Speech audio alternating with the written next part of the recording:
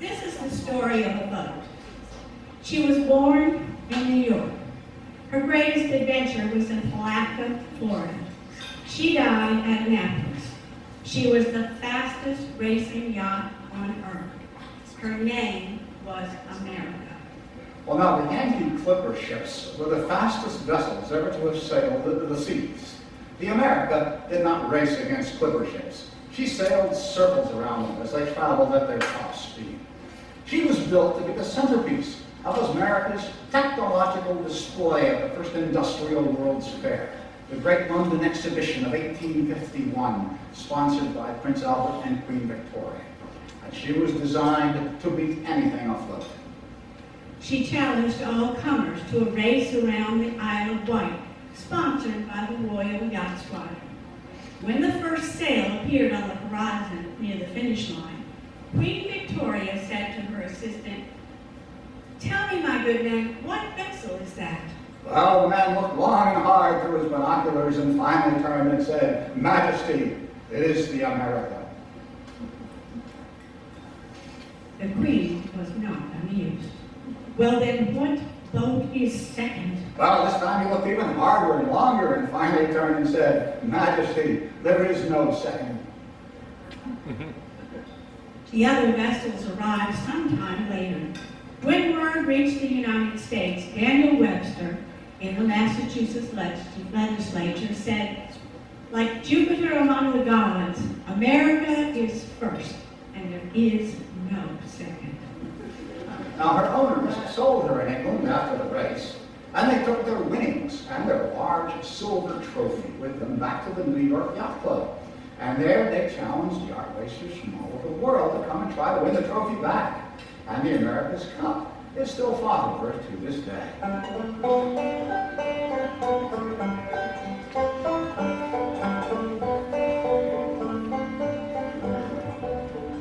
Farewell, the princess, landing state, with her mercy fare thee well. I am bound for California, a place that I know right well. So fare thee well, my own true love, and when I return united we will be. It's not the leaving of Liverpool that grieves me, but my darling, when I think of thee. 10 years passed. Our nation was tearing itself apart.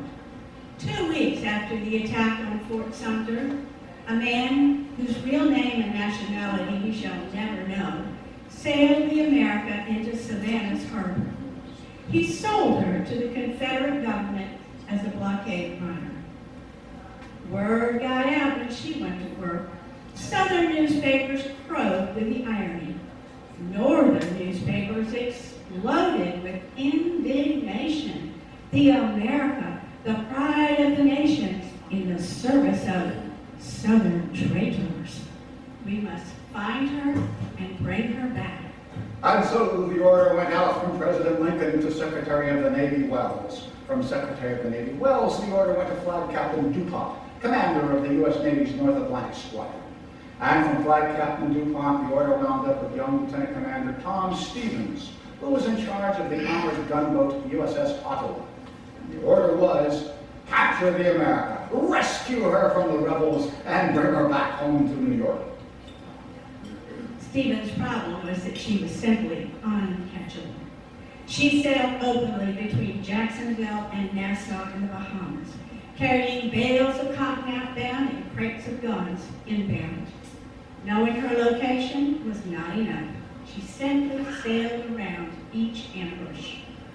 This is a Jacksonville newspaper account of one of her arrivals, and it goes like this. One moonlit night at Mayport, when the Federal gunboats were just far enough outside for their black hulls to be faintly visible, there came up out of the east on a wholesale sailing breeze a yacht with every stick of canvas set and drawing. The foam was cut from her bows like a knife would do it, and was thrown high over her deck and on her sails. There came a flash and a boom from the gunboat and a short ricochet across her bow, followed by more flashes and shots. But on the gallant craft came, spar and rigging untouched, heeling over now and then righting herself gracefully. She passed inside the bar safely, and when she went by the point, she seemed to be flying. She went on to Jacksonville.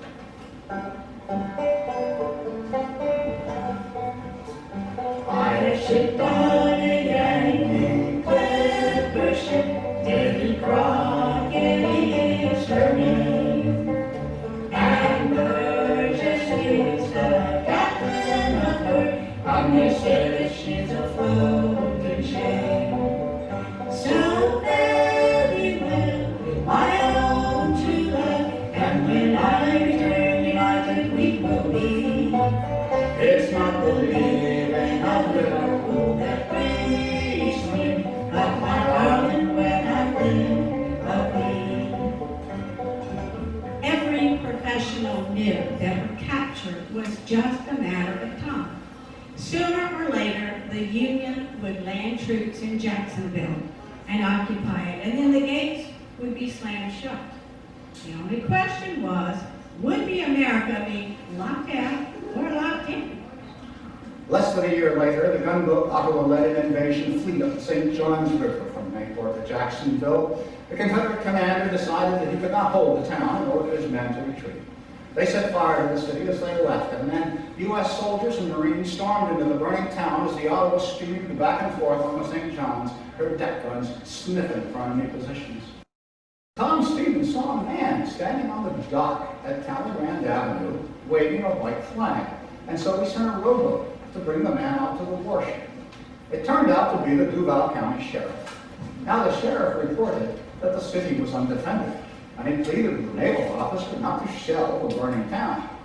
Well, Tom Stevens had no intention of wasting good gunpowder, brushed the man aside and said, "I don't care about all that. Where is the America?" Just hours before, she had been at her Jacksonville mooring next to the St. Mary's.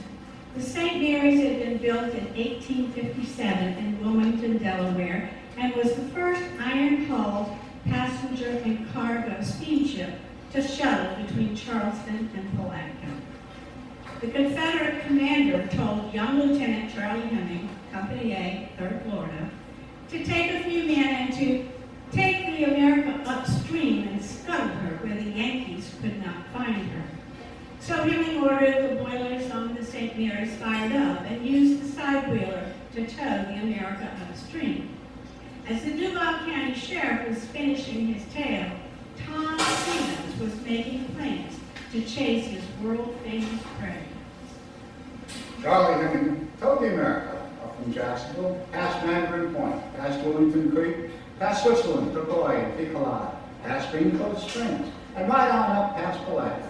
And there, just past Palatka, he pulled her into the shallow water of Dunn's Creek, which connects Crescent Lake with the St. Johns. And there, in the shallow water of Dunn's Creek, he bored 5 small holes in her hull and left her resting on the mud of the bottom with her deck just inches below the surface. Then he collected his men and marched them across country to rejoin their unit, Company A, 3rd Florida. Meanwhile, the Ottawa was thrashing its way upstream, with Tom Stevens hot on the trail. Now I have to tell you something about us Floridians.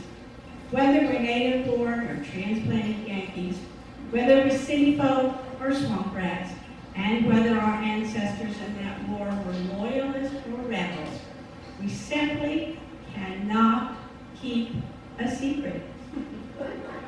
I'm as embarrassed as anyone to admit, but Tom Stevens found the America by the simple expedient of pulling over every now and then and asking local bystanders for directions.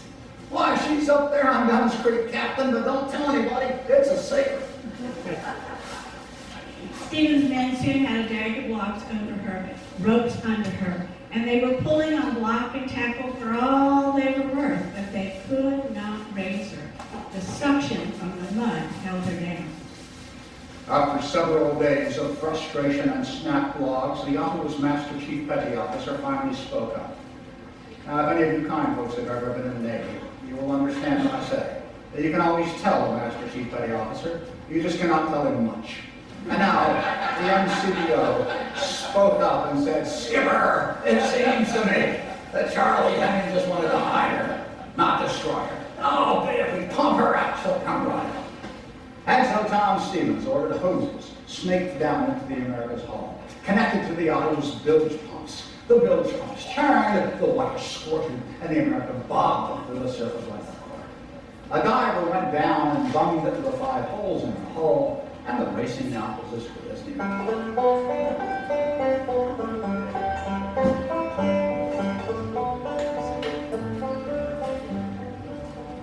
The sun is over the harbor now, and I wish I could remain. But I know it will be some long time before I see you again. So fare thee well, my own true love, and when I return, I think we will be. It's not the leaving of Liverpool that grieves me, but my darling, when I think of thee. Well, that was the end of the America's Blockade adventure. Charlie Henry got a letter of praise in his personnel file for sinking her. Tom Stevens got a letter of praise in his personnel file for bringing her back up again. The Yankees mounted 2 large cannons on the America's deck and put her into the line as a blockade ship just outside of Charleston, just off Rattlesnake Shoals.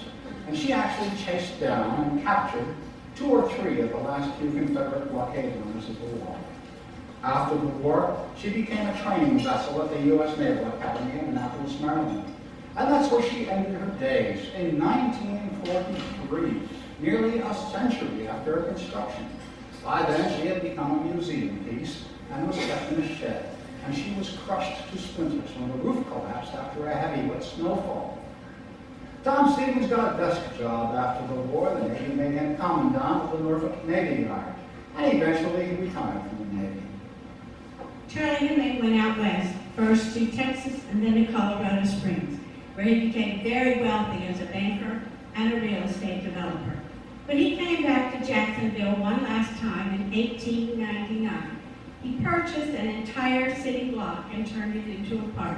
He planted the grass and he put in trees and got in benches here and there. And in the center, he built a 62-foot monument to his old unit, Company A, 3rd floor. The park and the monument are still in downtown Jacksonville today. It's known as Hemming Plaza.